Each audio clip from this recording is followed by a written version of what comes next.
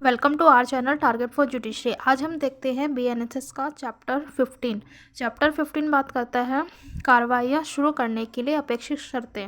यानी जब मजिस्ट्रेट के समक्ष जब प्रोसीडिंग स्टार्ट होती है तो उससे पहले कुछ शर्तें होती हैं, तो शर्तों के बारे में बताया गया है चैप्टर 15 में।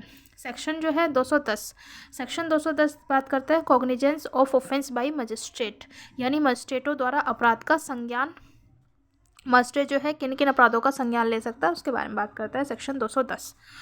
सबसेक्शन फर्स्ट कहता है इस अध्याय के बंदों के अधीन रहते हुए, यानी चैप्टर 15 के बंदों के अधीन रहते हुए कोई प्रथम वर्ग मजिस्ट्रेट यानी फर्स्ट क्लास जुडिशियल मजिस्ट्रेट और उपधारा 2 के अधीन विशेषतः सशक्त किया गया कोई द्वितीय वर्ग मजिस्ट्रेट किसी भी अपराध का संज्ञान निम्नलिखित दशाओं में कर सकता है। यानी ऐसी कौन कौन सी कंडीशन है जिसमें फर्स्ट क्लास जुडिशियल मजिस्ट्रेट या सबसेक्शन 2 के तहत यदि किसी सेकंड क्लास जुडिशियल मजिस्ट्रेट को सशक्त किया गया है तो फिर वो कॉग्निजेंस ले सकता है। किन दशाओं में उसको कंडीशन बताया गया है। क्लोज फर्स्ट कहता है कि उन तथ्यों का जिसमें किसी विशेष विधि के अधीन प्राधिकृत किए गए किसी व्यक्ति द्वारा दाखिल किया गया कोई परिवाद शामिल है।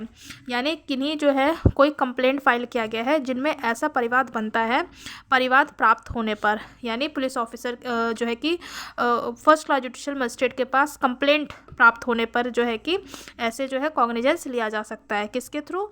फर्स्ट क्लास जुडिशियल मजिस्ट्रेट के द्वारा।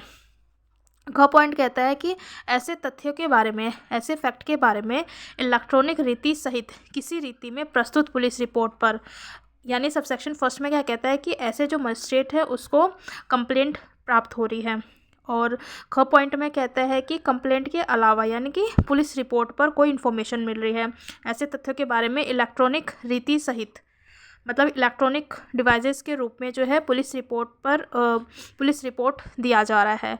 और ग पॉइंट कहता है पुलिस अधिकारी से भिन्न, यानी पुलिस ऑफिसर से अलावा कोई व्यक्ति है उससे जो है कि कोई इत्तला मिल रही है या स्वयं अपनी जानकारी पर, या फिर जो मजिस्ट्रेट है उसकी स्वयं की खुद की जानकारी पर ऐसा अपराध किया गया है। मतलब पुलिस अधिकारी से भिन्न किसी व्यक्ति से प्राप्त इस इत्तला पर या स्वयं अपनी जानकारी पर कि ऐसा अपराध किया गया है। इन शॉर्ट जो कॉग्निजेंस लिया जा रहा है, कॉग्निजेंस कौन ले सकता है? तो फर्स्ट क्लास जुडिशियल मजिस्ट्रेट ले सकता है, या फिर सेकेंड क्लास जुडिशियल मजिस्ट्रेट को जब सबसेक्शन 2 में शक्तियाँ प्रदान की गई है तब जो है वो कॉग्निजेंस ले सकता है। कॉग्निजेंस किन दशाओं में लिया जा सकता है? तो क पॉइंट कहता है कि कंप्लेंट जो है कि परिवाद पर जो है कि कॉग्निजेंस लिया जा सकता है। दूसरा कहता है पुलिस रिपोर्ट पर किया जा सकता है। और थर्ड जो कहता है कि पुलिस अधिकारी से भिन्न जो है किसी भी व्यक्ति से जो है ऐसी कोई इन्फॉर्मेशन मिल रही है कि कोई ऑफेंस किया गया है, या फिर मजिस्ट्रेट की खुद का कॉग्निजेंस है, मतलब खुद को उसको ऐसी जानकारी प्राप्त हो रही है कि ऐसा कोई अपराध किया गया है, तब जो है कॉग्निजेंस लिया जा सकता है। मतलब first class second class judicial magistrate cognizance ले सकता है। सबसेक्शन 2 कहता है मुख्य न्यायिक मजिस्ट्रेट यानी सीजीएम किसी द्वितीय वर्ग मजिस्ट्रेट को ऐसे अपराधों का जिनकी जांच या विचारण करना उसकी क्षमता के भीतर है उपधारा फर्स्ट के अधीन संज्ञान करने के लिए सशक्त कर सकता है। अब ये प्री में क्वेश्चन बनता है कि सेकंड क्लास जुडिशियल मजिस्ट्रेट को जब कॉग्निजेंस लेना होता है तो उसको एम्पावर कौन करता है, यानी कि ऐसी शक्तियाँ कौन प्रदान करता है? तो फिर सीजीएम करता है। यानी मुख्य न्यायिक मजिस्ट्रेट जो है सेकंड क्लास जुडिशियल मजिस्ट्रेट को किसी भी जो है कि जांच या विचारण करना जो कि उसकी क्षमता के भीतर है, तो ऐसे जो सेकंड क्लास जुडिशियल मजिस्ट्रेट है उसको जो है एम्पावर कर सकता है, यानी कि उसको शक्तियाँ प्रदान कर सकता है। कौन करेगा? सीजीएम। और सेक्शन 211 बात करता है अभियुक्त के आवेदन पर अंतरण, यानी अक्यूज्ड की एप्लीकेशन पर कब किसी मैटर का जो है ट्रांसफ़र किया जा सकता है।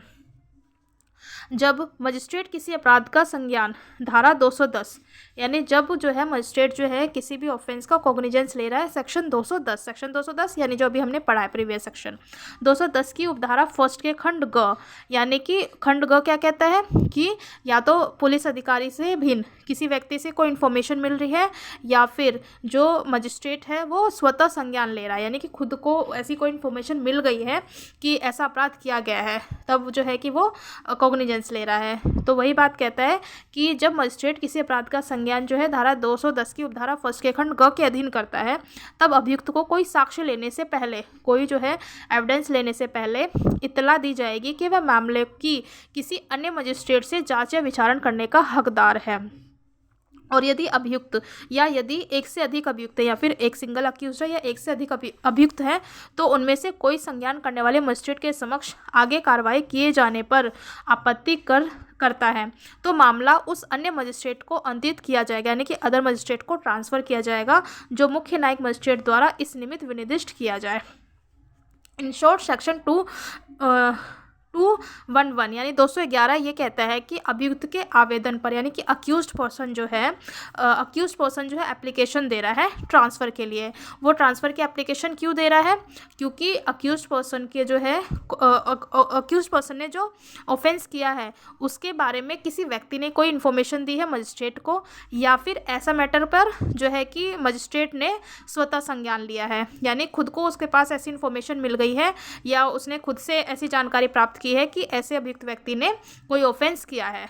तो फिर क्या होगा कि हो सकता है कि अक्यूज्ड पर्सन को ऐसा लगे कि मजिस्ट्रेट जो है उसके फेवर में डिसीजन ना दे, या मतलब कि उसके अगेंस्ट में ही डिसीज़न दे। तो इसलिए जो है कि जो फर्स्ट क्लास मतलब जो अक्यूज्ड पर्सन है या तो वो सिंगल भी या फिर एक से अधिक अक्यूज्ड है, तो फिर आगे जो कार्रवाइयाँ होंगी उस पर जो है कि आपत्ति कर सकता है और ट्रांसफ़र की एप्लीकेशन लगा सकता है। और जब ट्रांसफ़र की एप्लीकेशन लगाई जाती है अक्यूज्ड के द्वारा तो फिर CJM जो है उसको जो है कि स्पेसिफाई करेंगे कि ट्रांसफ़र ऑफ एप्लीकेशन जो है, जो ट्रांसफ़र की एप्लीकेशन है वो किस मजिस्ट्रेट को भेजी जाए। ये है सेक्शन 211। सेक्शन 212 कहता है मामले जो है मजिस्ट्रेट के हवाले करना। सेक्शन 212 मामले जो है मजिस्ट्रेट के हवाले करना in the sense making over करना।